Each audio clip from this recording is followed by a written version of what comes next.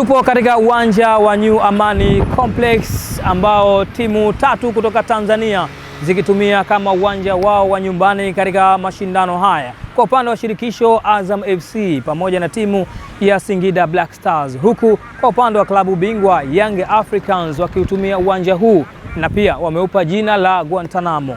Young Africans wamebakiwa na mchezo mmoja katika mashindano hayo ya kimataifa. Tumekwenda kuzungumza na mashabiki mbalimbali kwenda kujua namna ambavyo wana matumaini na timu zao, lakini pia kitu gani ambacho mwaka huu kimesababishwa timu kutoka hapa Tanzania kuto kufanya vizuri. Kuna ugumu kidogo kwa timu zote za Tanzania, japo Yanga wanaweza kwa kuna nafasi kwa sababu nao wanamwambia mtu afungwe, na kitu ambacho kinategemea zaidi labda yule, kwa sababu alimfanyia unyama alivyokwenda kwao, basi ndio wategemea zaidi kule lazima atafungwa, kwa sababu hatakubali kuachiana. Yanga ndio kidogo kuna asilimia ndogo anaweza kavuka.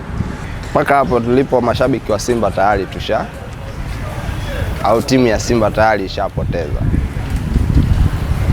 Ni kama tunaenda kukamilisha tu wajibu ili turudi tena ligi kuu, tujipange vizuri, tuangalie msimu ujao tutarudi kivingine. Kwa upande wa watani wa jadi, wao wapambane, wana nafasi ya kufuzu.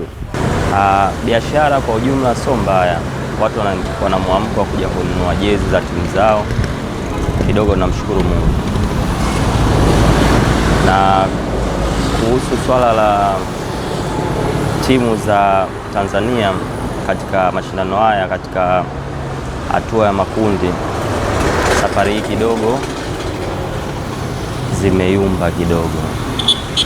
Mara baada ya kukamilika kwa mzunguko wa 5, unaofuata ni mzunguko wa 6, ambapo timu mbili ndizo ambazo zina matumaini ya kuweza kusonga mbele katika hatua ya robo finali. Young Africans akiwa na alama zake 5, akisaliwa na mchezo mmoja ambao wanakuja kucheza na JS Kabylie katika uwanja wa New Amani Complex. Azam FC akiwa na alama 9, amesaliwa na mchezo mmoja ambao watakwenda kukutana dhidi ya timu ya Wydad katika uwanja wa kwao Wydad.